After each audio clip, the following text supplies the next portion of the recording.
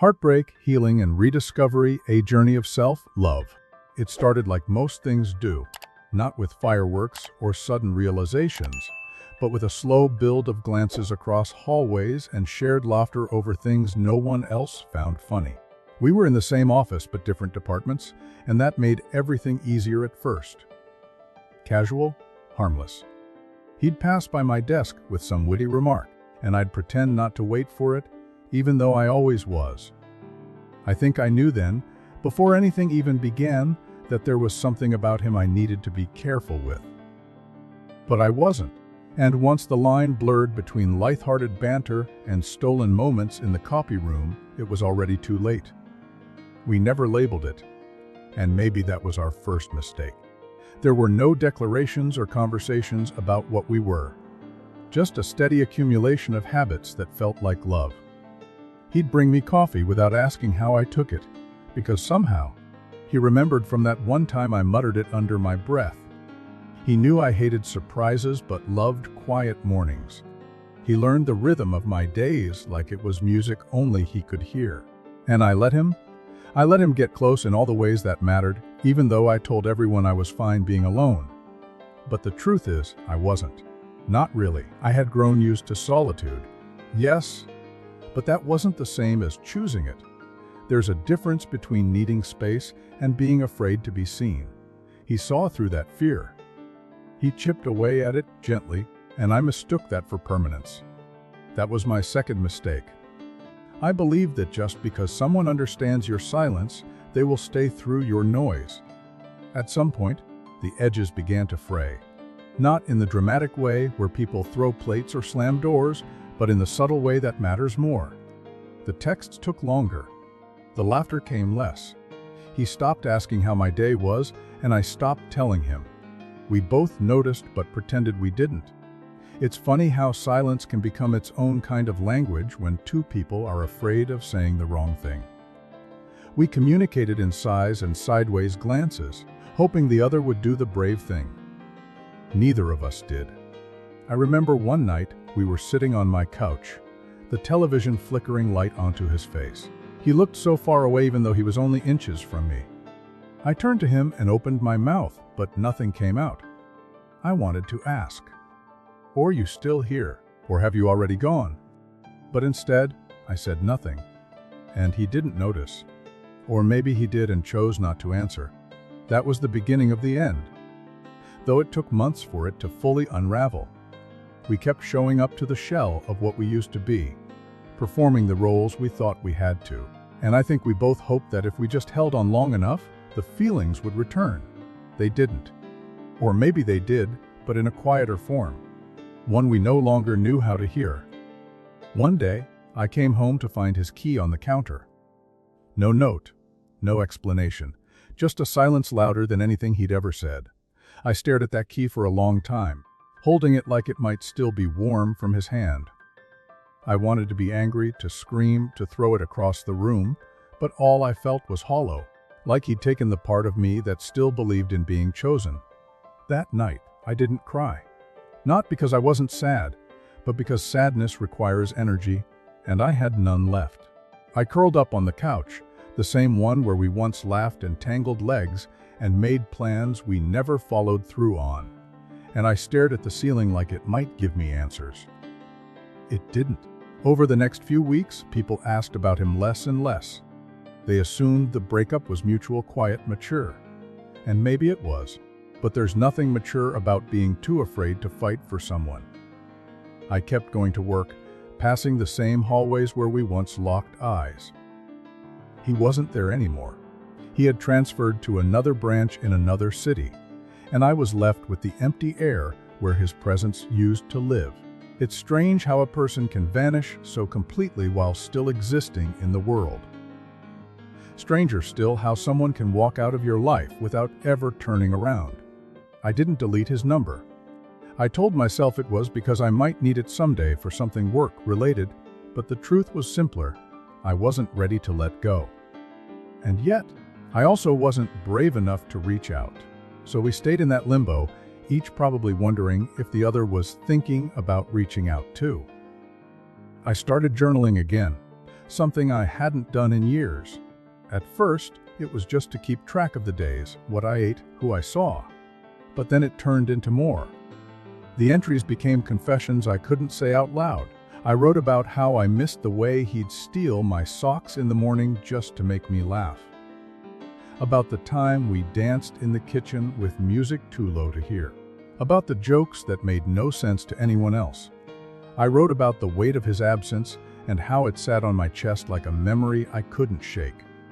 And slowly, painfully, I began to unravel the truth. We weren't as happy as I had convinced myself.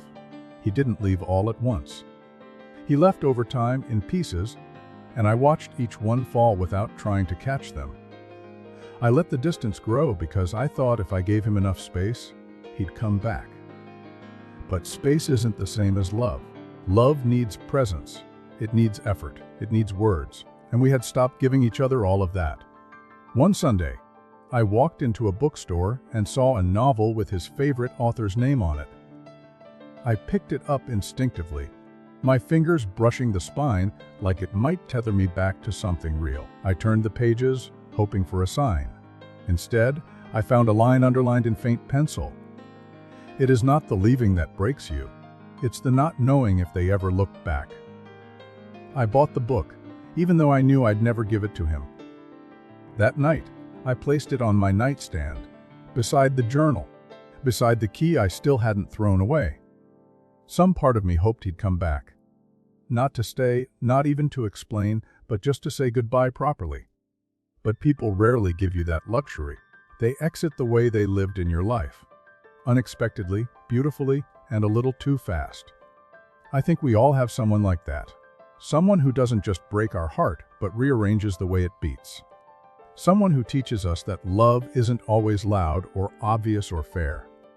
That sometimes, the greatest heartbreak is the one without a villain. Just two people trying their best and failing quietly. And maybe, just maybe, that's the saddest kind of ending. The days that followed were mechanical. I'd wake up, reach for my phone even though I knew there were no new messages, get dressed, and walk to work with headphones in just to drown out my own thoughts. Music stopped being background noise and started becoming armor. Songs I used to share with him became landmines I avoided. I changed playlists. I changed walking routes. I even rearranged the furniture in my apartment one evening on a whim, thinking that if the space looked different, maybe the memories would leave with the layout. But grief doesn't work that way. It clings to the curtains, hides in the creases of the sofa, and lingers in the corners of rooms like perfume you haven't worn in years. There's something uniquely cruel about missing someone who isn't dead. They're alive, breathing, existing in the same world, maybe even laughing at something new, and yet entirely out of reach. I tried dating again. A few friends insisted it was the healthy thing to do. You need to move on, they'd say with the kind of certainty only people not in mourning can muster. So I downloaded an app, went on 3 dates, smiled politely, asked all the right questions. But it felt like I was borrowing someone else's body, playing a role I didn't audition for. No one compared, not because he was perfect, but because he knew me. And I didn't want to start over explaining why I hate rainy Wednesdays or how I can't fall asleep with the closet door open. So I deleted the app, and I stopped pretending. I let myself miss him. Not the man who left, but the version of him that existed in the good moments. The one who made tea without asking and kissed my forehead like it was his promise to stay. Maybe that version never truly existed. Or maybe we only ever loved the best parts of each other, the ones easy to admire, the ones that made the ordinary feel sacred. Months passed, seasons shifted.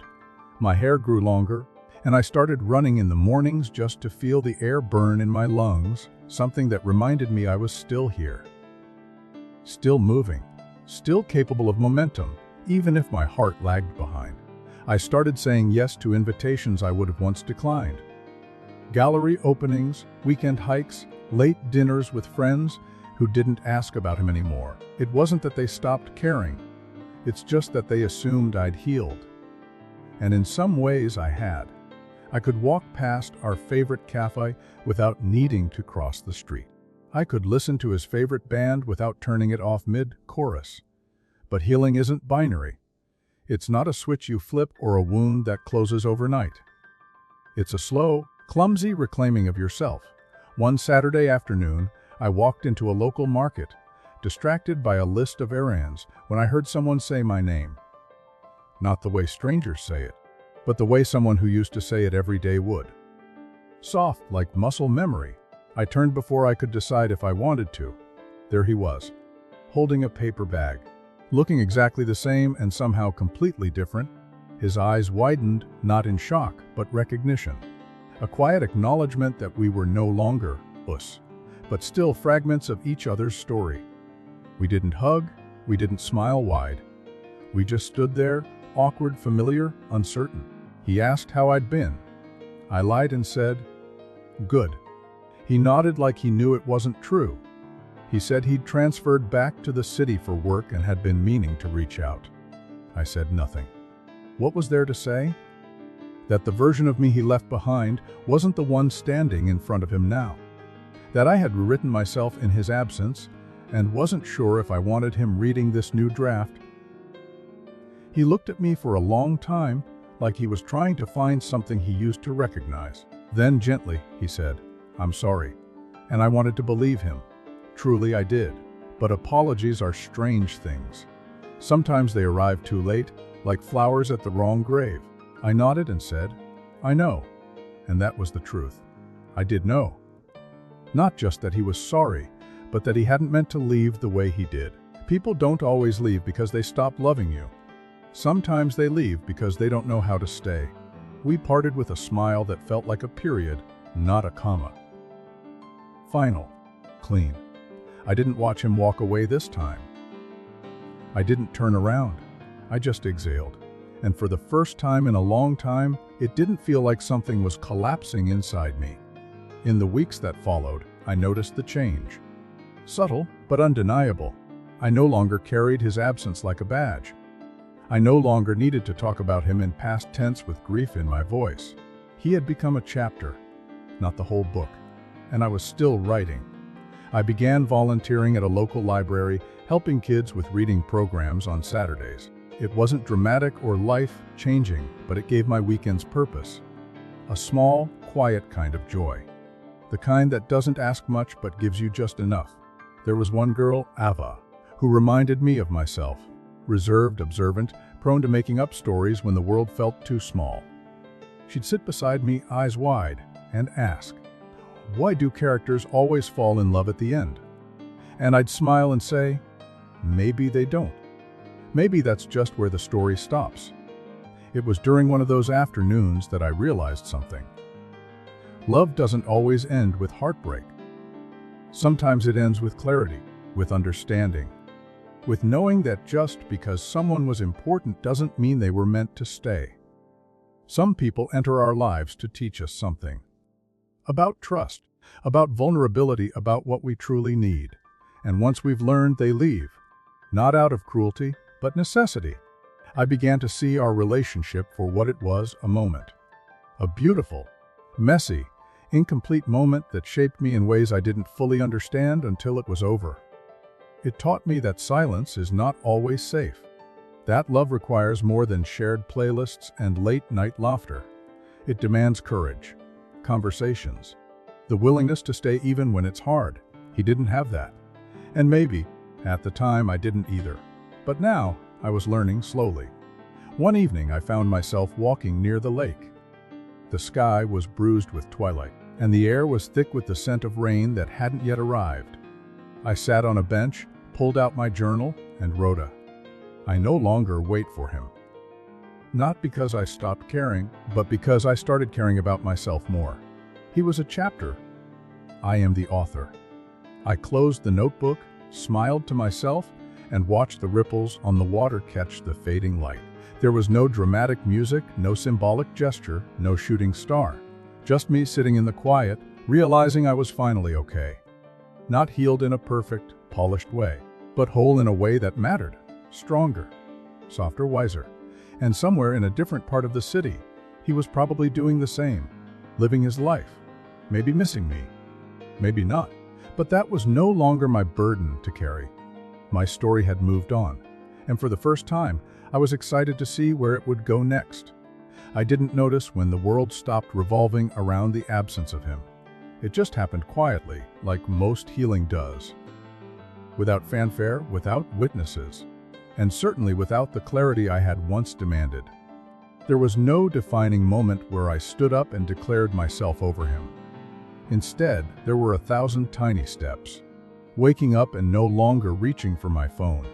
Walking past our old haunts without that subtle hitch in my chest. Smiling at a stranger and realizing it wasn't betrayal to let someone else take up space in my world. Healing was sneaky that way. It didn't announce itself. It grew beneath the surface like roots. I started painting again. Not because I thought I was good, but because it allowed me to make sense of the things I still couldn't name. My hands moved with a kind of urgency my mind hadn't caught up to yet. At first, the canvases were chaotic. Smears of gray and crimson, shapes that didn't resemble anything but felt like everything. Over time, they softened. Pale blues, delicate lines, moments of calm. I didn't show them to anyone. They were for me, and that made them sacred. One of my coworkers, Sam, noticed the change before I did. You seem lighter," she said one morning as we waited for coffee. Like someone finally let you exhale. I smiled, unsure how to explain that she wasn't entirely wrong. The weight had shifted, though not disappeared. I had simply stopped carrying what wasn't mine. I no longer felt responsible for the way things ended. I no longer replayed conversations, wondering what I could have said differently. At some point, I'd accepted that people leave. Sometimes because they want to. Sometimes because they don't know how to stay. But either way, it's not an indictment of your worth. With time, my world became bigger again. I reconnected with old friends, took weekend trips alone, tried new things just for the sake of trying. I signed up for a pottery class and hated it. I joined a book club and loved it. I started writing again, not about him, but about me. The version of myself that had been waiting to re-emerge, patient beneath the debris. And then came Ely. He was quiet in a way that felt steady, not shy.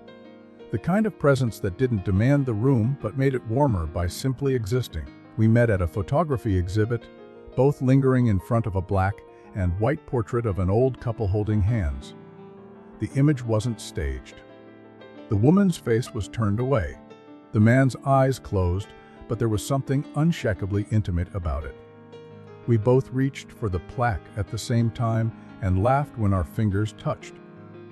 I didn't expect anything. That's what made it different.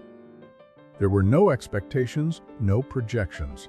I wasn't looking for someone to fill a void. I had done that work myself. But there was something about the way Ela listened, the way he asked questions and actually waited for the answers, that drew me in. He didn't come with grand gestures. He came with quiet consistency. And after everything, that felt like a kind of miracle. We started seeing each other slowly. Coffee turned into dinner. Dinner turned into walks that stretched late into the night. He didn't flinch when I told him I had been hurt. He didn't press for details. He just said, "People leave for all kinds of reasons. That doesn't mean you weren't worth staying for." And it undid me in the best way. Still, I was cautious. Not because Ely gave me a reason to be, but because I had learned the cost of rushing into connection. I knew now that love wasn't a cure, just a choice, a daily one. And I wanted to be sure I could choose it from a place of strength, not desperation. One rainy evening, as we walked past the bookstore where I had once seen the novel with the underlined quote, I stopped. I hadn't been back inside since that day. Ellie noticed my pause and waited without asking. I turned to him and said, "There's a line in a book here, one that changed me." He tilted his head. "Do you want to show me?" I nodded. Inside, the air smelled of old paper and dust. Comforting. I found the book easily, muscle memory guiding my hands. I flipped to the marked page, fingers trembling, and there it was. It is not the leaving that breaks you. It's the not knowing if they ever look back. I showed it to him. He read it silently, then looked at me. "Did he look back?" he asked gently. "I don't think so," I said. "But it doesn't matter anymore." "Duh," he nodded. "Good." And I realized something then. It wasn't that Ely was replacing anyone. He wasn't a substitute for love lost. He was a reminder that life continues, that the heart is resilient, and that sometimes the right people arrive when you've finally stopped waiting for them. We spent that night talking about everything and nothing. I told him about my failed pottery class. He told me he once tried to learn guitar, but gave up after 2 weeks because his fingers itched too much. We laughed. We walked in the rain without umbrellas. And for the first time in years, I felt like I was exactly where I was meant to be.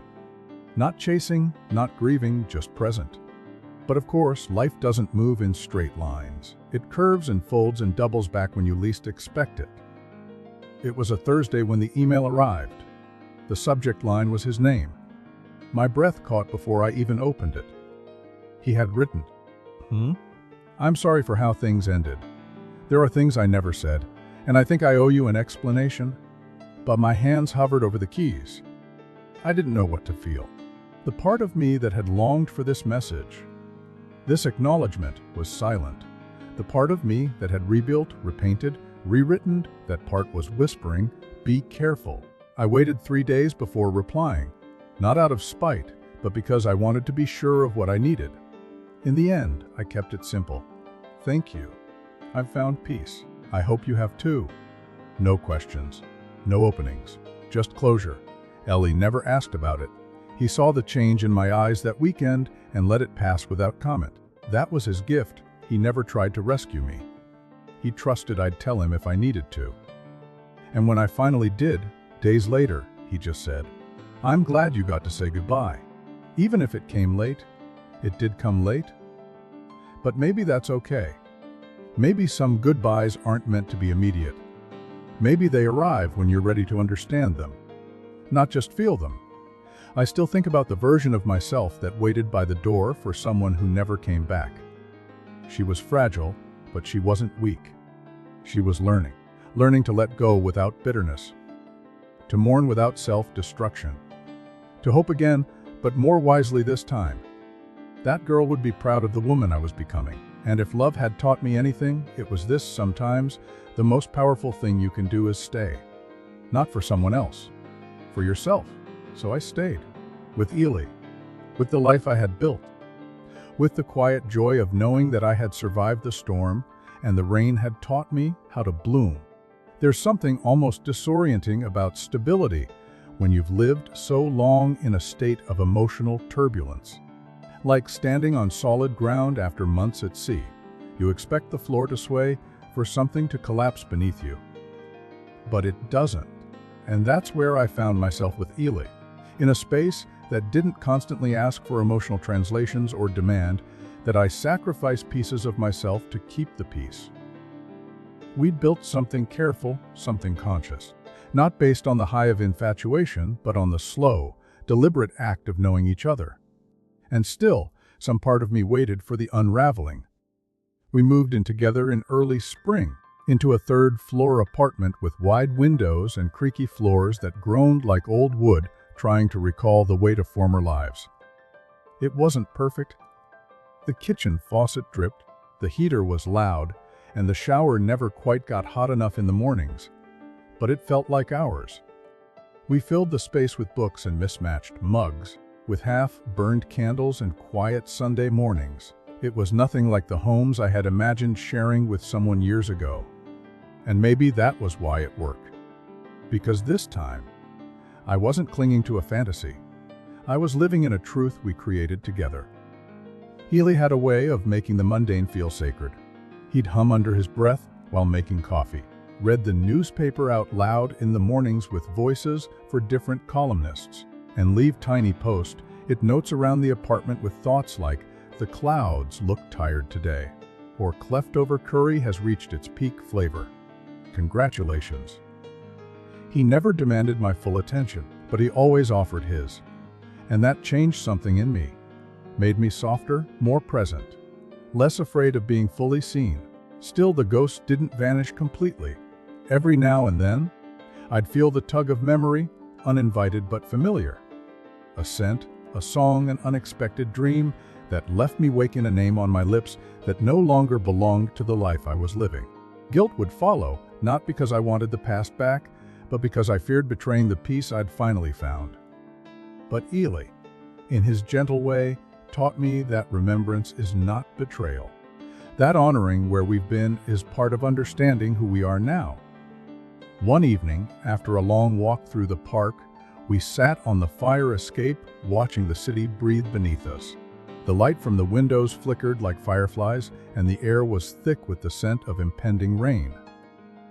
Ely turned to me and asked, "Do you ever wonder what would have happened if things had gone differently?" I knew what he meant, even if he didn't say the name. And I didn't lie. Sometimes. But only in the way you wonder what might have happened if you took a different street and missed your bus. Not with longing, just curiosity. He nodded. Too. We didn't talk more about it. We didn't need to. That's the thing about trust. It makes room for silence to speak. Work was going well, too.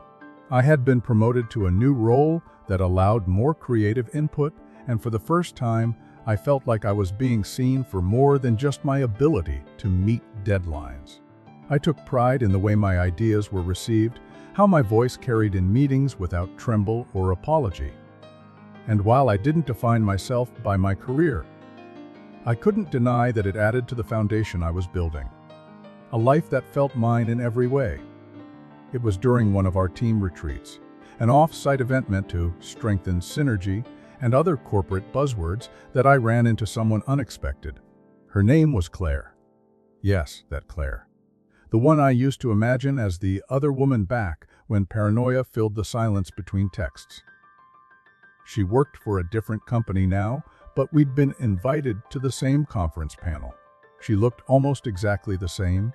Sharp eyes, confident stance, the kind of composure that makes you wonder if she's ever fumbled a sentence in her life. We locked eyes during a coffee break. There was no awkward avoidance, no darting glances, just quiet recognition. And then she walked over. "Didn't expect to see you here," she said with a polite smile. "Same," I replied, managing to keep my tone neutral.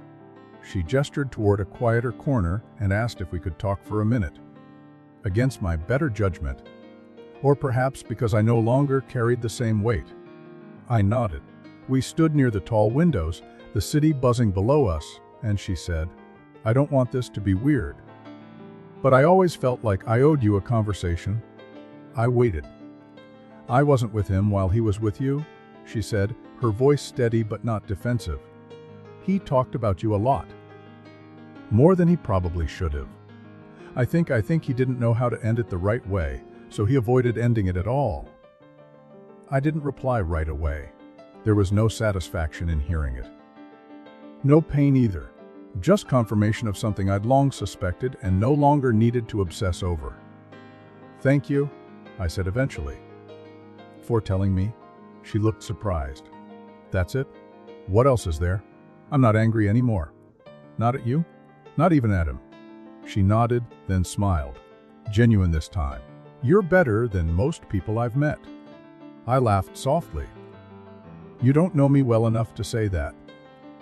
"Maybe not. But I think you know yourself well enough now. That's rarer." But we parted without exchanging numbers or promises. Just a mutual understanding that sometimes closure doesn't come from the person who broke you. It comes from finally seeing the whole picture and realizing you've stepped out of the frame. I told Ellie about it later that night. Not because I felt I had to, but because I wanted to. He listened, brow furrowed in thought, then took my hand and said, "You didn't look for that moment, but you gave it grace.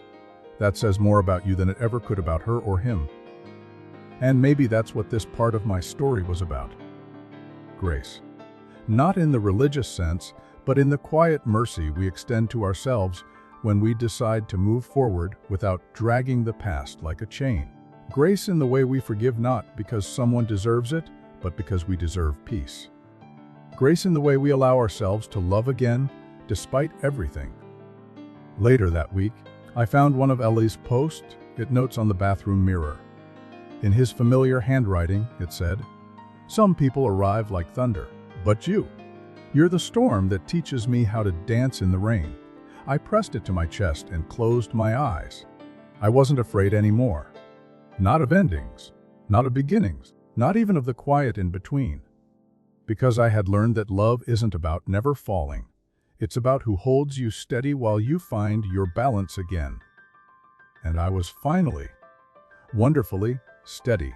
There's a strange shift that happens when you realize the life you once imagined for yourself has been replaced.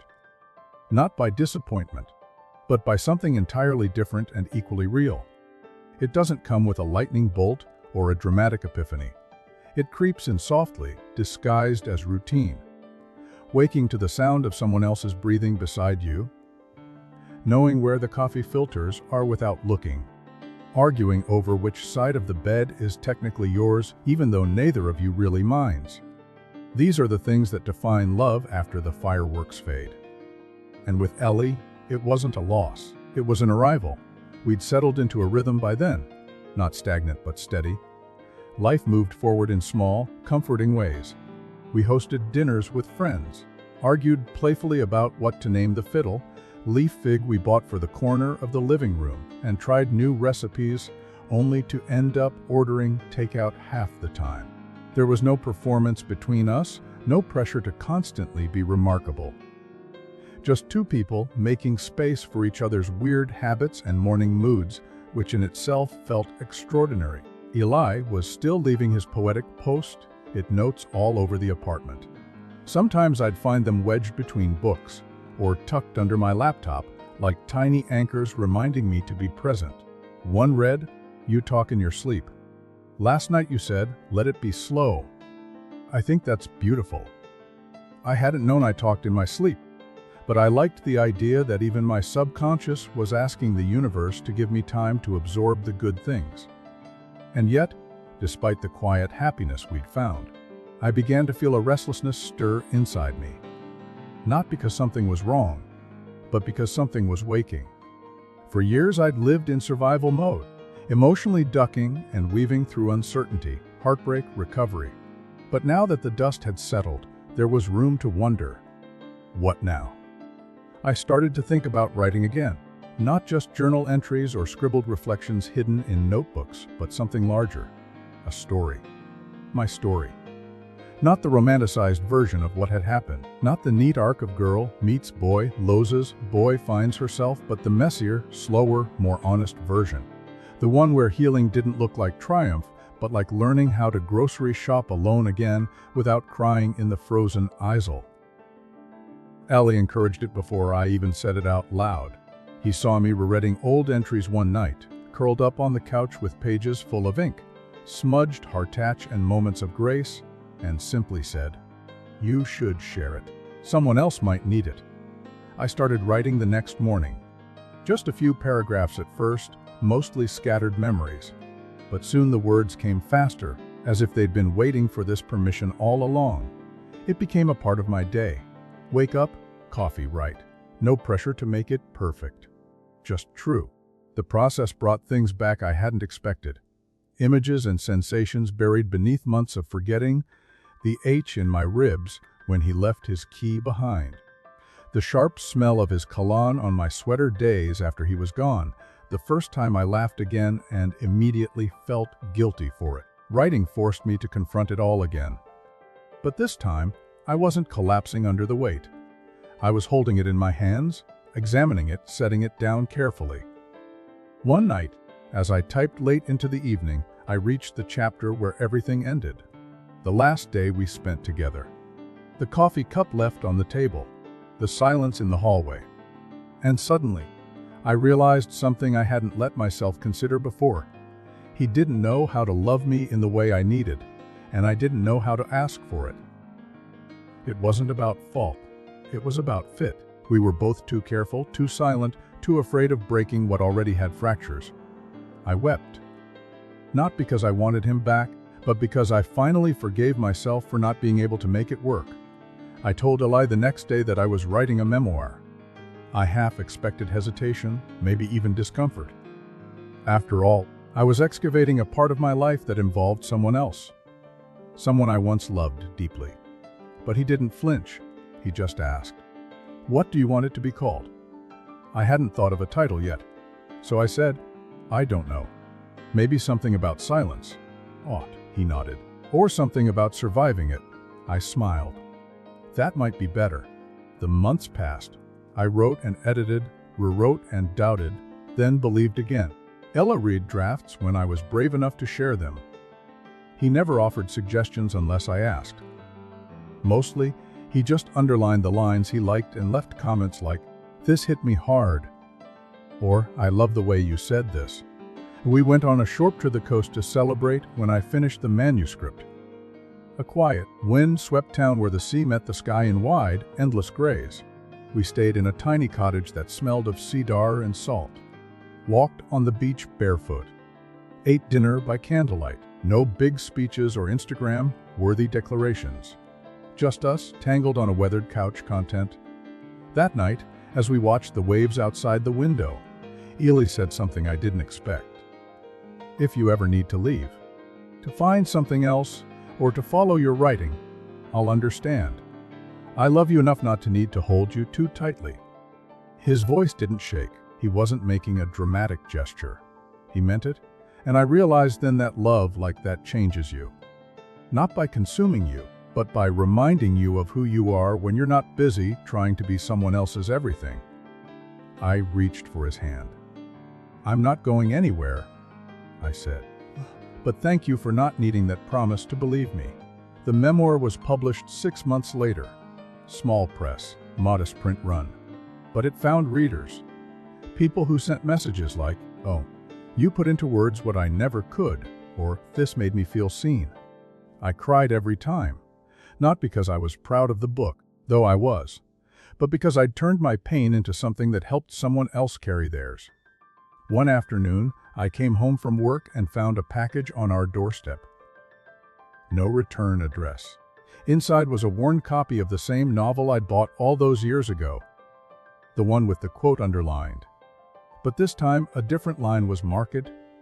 "Sometimes, love doesn't return, but it leaves behind a better version of you." There was no note. Just the book. I sat on the floor with it in my lap, unsure whether it was from him or someone who had read my story and wanted to offer a full circle moment. Maybe it didn't matter. Maybe what mattered was how it made me feel. Steady, calm, full. That night, I read the line aloud to Ely. He smiled and said, "It's true. I like your version best, though." I asked him what he meant. "The one where you learned how to stay, especially with yourself." And he was right. I had learned.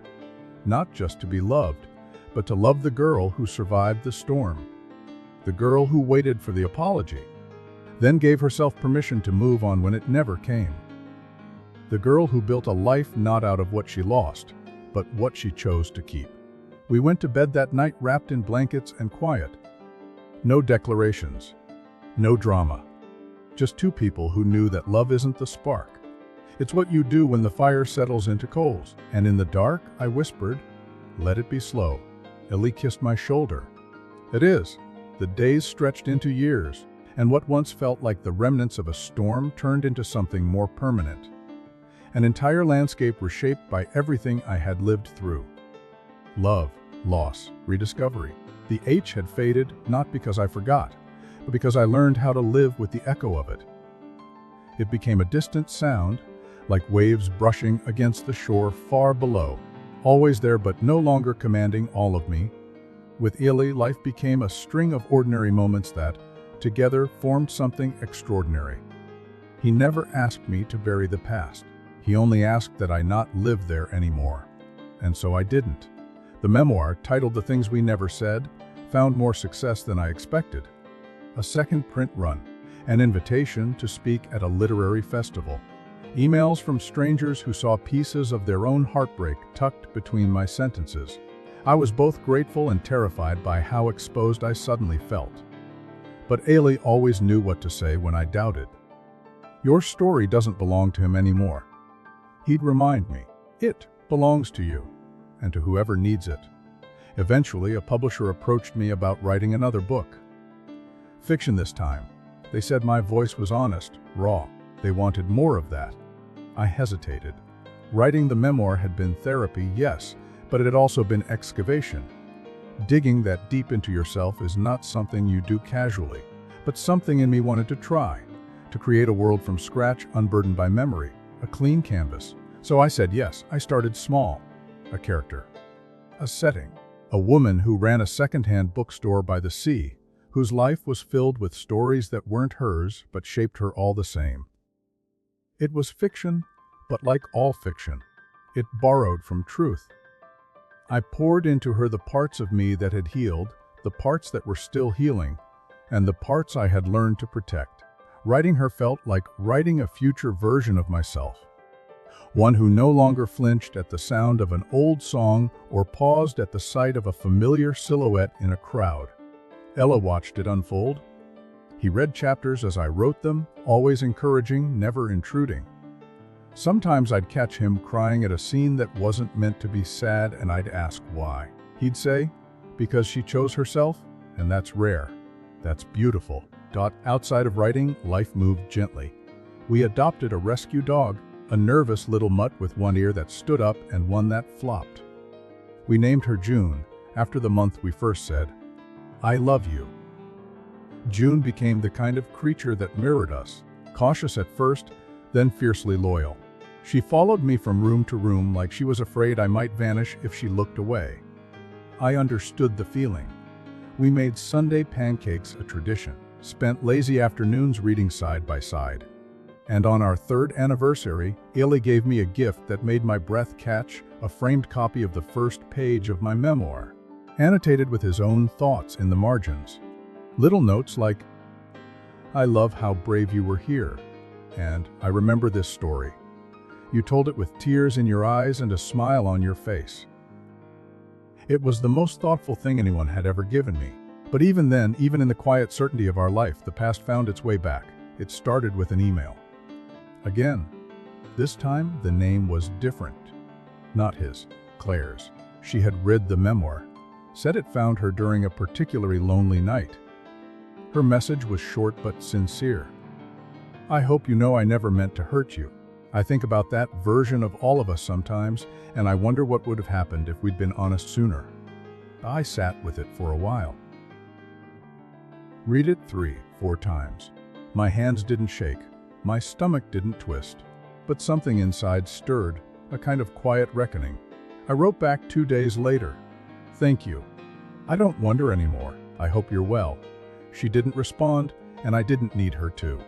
Some closures are whispered, not spoken. Later that month, I was invited to a university panel discussion on writing through grief. The other speakers were poets, novelists, essayists, all with their own war stories stitched into sentences. I was nervous. It had been years since I'd stood in front of strangers, talking about the version of myself that once shattered in the dark and stitched herself back together by morning. But as I stood there, looking at the sea of faces, I remembered something I'd written but never published. Healing isn't the finish line. It's the quiet choice to keep going, even when the H returns with new names. So I read it aloud, and the room went still. Afterward, a student approached me. Young, soft-spoken, said she'd recently ended a relationship with someone who made her feel small. That my story had made her feel seen. That she'd started writing again because of me. I smiled, told her the truth. "You're already brave. Just keep going." When I returned home that evening, Eli was waiting with takeout and a bottle of wine. He asked how it went, and I told him. Not everything, but enough. He held my hand across the table and said, "You keep building things from the ruins. It's like watching Lila cross a room after the storm passes." And I realized then, I hadn't just healed. I had transformed. One rainy morning, years later, we stood together in a bookstore in a coastal town not unlike the one from my novel. My second book sat on the shelves, spine out, beside authors I used to worship in silence.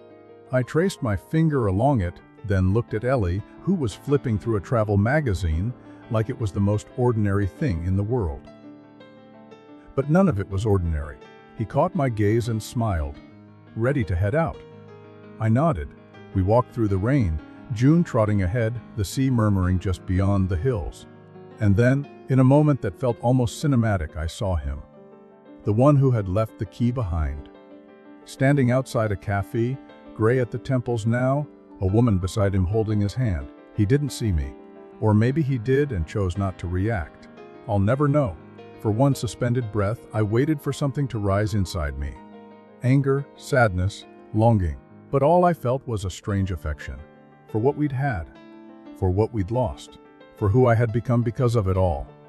Ely followed my gaze. Do you want to go say something? I shook my head.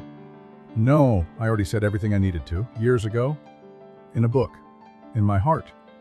I'm good. We kept walking. That night, I dreamed of the girl I once was. The one who waited by the door, mistaking silence for safety. I saw her looking out a window, not waiting anymore, just watching the rain fall. She turned to me and smiled. You made it, she said. And I did, because some stories don't end with a bang or a kiss or a perfect sunset. Some stories end with a quiet breath, a steady hand, a soft place to land. And the final twist. It's not that I found love again, it's that I found myself. And this time, I stayed. Enjoyed the video? Give it a thumbs up, subscribe to the channel, and tap the bell so you never miss an update.